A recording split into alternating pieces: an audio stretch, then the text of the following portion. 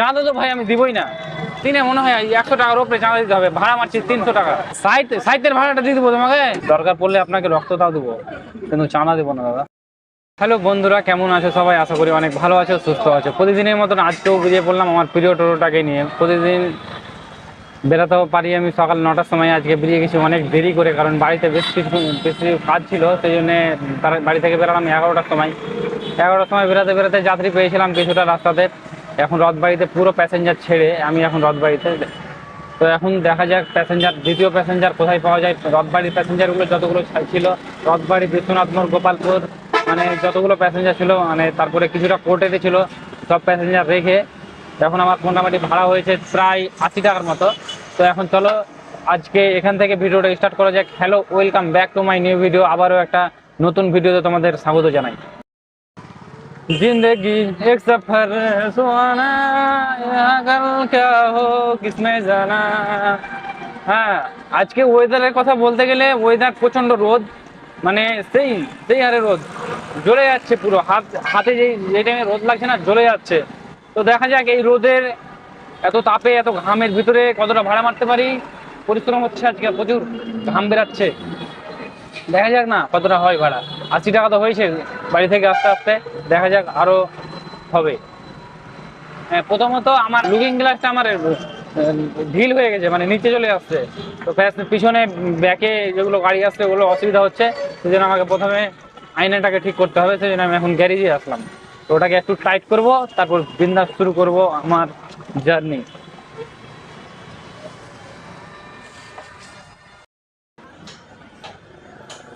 গ্যারেজে আমার লুকিং গ্লাসটা ঠিক করলাম, ঠিক হলো না। নাটটা অনেকটা ঢিল হয়ে গেছে মানে মোচনা পড়ে বাদ হয়ে গেছে। সেই জন্যে আমার নাটটাকে কি করলাম, ওখানে একটা গ্যারেজ ভরে টাইট করে দিলাম, সেই জন্য টাইট হয়ে গেল। তো যাই হোক, এবার ভাড়া মারতে হবে। ভাড়া মারা হয়নি, টাইমও প্রচুর, 12টা বেজেই গেল। শহরে ঢুকতে রথবাড়ি ঢুকতে কাজ করাতে 12টা বেজেই গেল। ভাড়া আর কত সময় মারবো?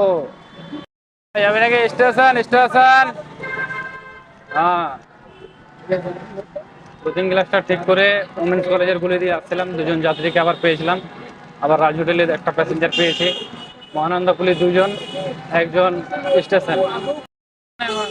এখনই বেরোলাম, আমি এসে দিয়ে দেবো। এখন সাইতের ভাড়া এখন কিভাবে দেবো বলো? সাইতের ভাড়া কেমন করে দেবো? সাইতের ভাড়া এখন দেওয়া যাবে না। হ্যাঁ, আমি দিই, এখানে প্রতিবারই দিই, এখন দেওয়া যাবে না। এখন সাইট করলাম না, সাইটের ভাড়াটা দিয়ে দেবো তোমাকে। কেমন কথা বলছো বলো?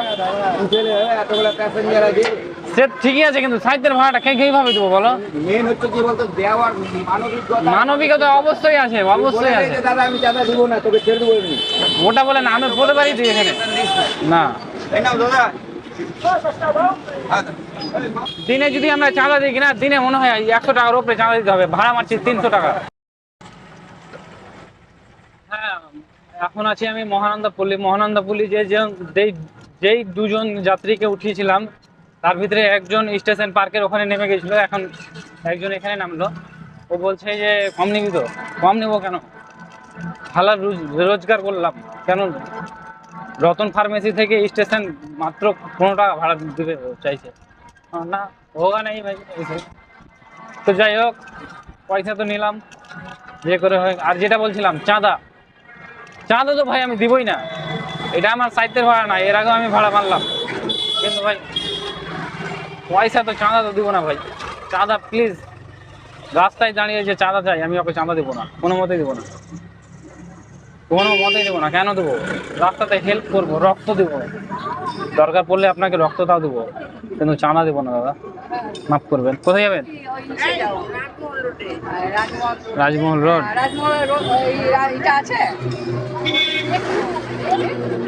সামনে দিকে ঢুকবেন? ঠিক আছে, বসেন। বিবি গ্রামের দিকে বসেন।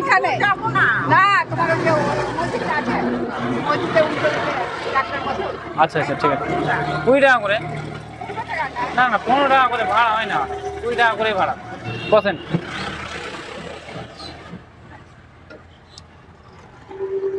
আবারও 2জন যাত্রীকে পেয়ে গেলাম।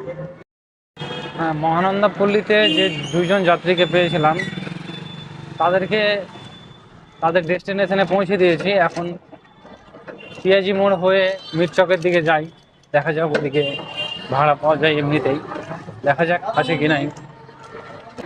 পিয়াজি মোড় পার করে দাদা মোড় চলে আসলাম, মিরচক ঢুকতে চলেছে, এখনো পর্যন্ত কোনো ভাড়া পাইনি। ভাবলাম যে র্যাপিডোটা তো অন করা হয়নি, র্যাপিডোটা অন করি, ওখান থেকে যদি ভাড়াটা দু একটা পাওয়া যায় তো বেশ ভালো হয়ে যাবে। র্যাপিডোটা অন করি তাহলে। হ্যাঁ, দাদা মোড় থেকে মিরচকের দিকে গেলাম, মিরচকে গিয়ে আরও একটা প্যাসেঞ্জার পেলাম রথবাড়ির। রথবাড়ি থেকে নামিয়ে আবার সমবায়িকা। কোথায় যাবেন বসেন।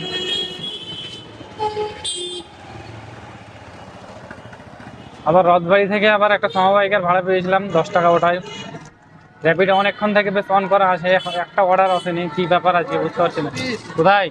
420 যাবে না, সেতুর দিকে যাবে। হ্যাঁ যাবে নাকি? সেতু সেতু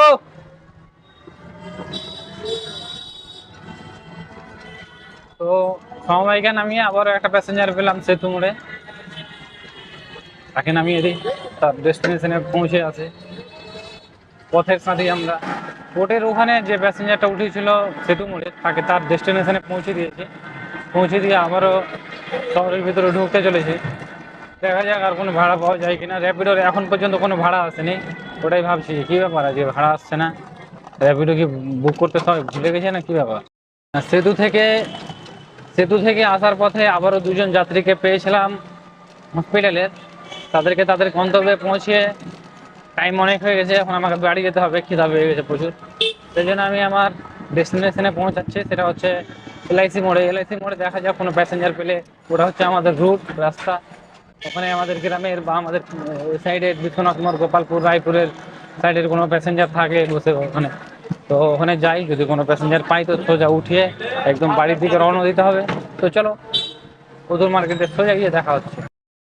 এলআইসি মোড়ে বেশ কিছুক্ষণ দাঁড়িয়ে থাকার পরেও প্যাসেঞ্জার পেলাম না, এখন বাড়ির দিকে রওনা দিতে হবে, না পেলেও কিছু করার নাই, বাড়িতেও যেতে হবে। তো চলো বাড়ি যাওয়া যাক।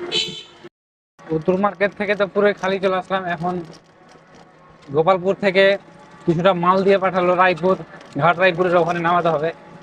তো বেশ ভালোই হলো, সুবিধা হলো। আর পুতুল মার্কেট থেকে আস্তে আস্তে আরো দুটো প্যাসেঞ্জার পেয়েছিলাম, তাদেরকে বিশ্বনাথ মোড়ে নামিয়ে দিয়েছি, 10 টাকা করে ভাড়া পেয়েছি। এটা কত দায় দেখা যাক, তারপর ভিডিওটা শেষ করবো। যে মালটা গোপালপুর থেকে নিয়ে আসলাম ওটা সেই দোকানে নামিয়ে দিলাম, মানে রায়পুরে বাবিদা রেডে। আর আজকের ভিডিও এই পর্যন্তই, পরবর্তী নেক্সট ভিডিওর জন্য অপেক্ষা করো। আর ভিডিও ভালো লাগলে লাইক, কমেন্ট, শেয়ার অবশ্যই করো।